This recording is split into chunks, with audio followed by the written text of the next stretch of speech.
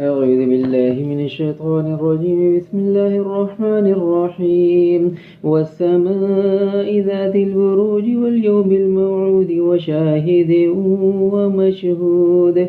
قتل أصحاب الأخدود النار ذات الوقود إذ هم عليها قعود وهم على ما يفعلون بالمؤمنين شهود.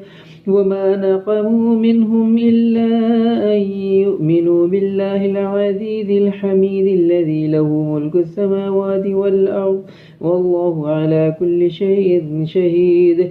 إن الذين فتنوا المؤمنين والمؤمنات ثم لم يتوبوا فلهم عذاب جهنم ولهم عذاب الحريق.